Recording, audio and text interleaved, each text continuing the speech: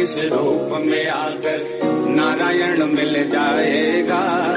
निर्मल मन के दर्पण में वह राम के दर्शन पाएगा।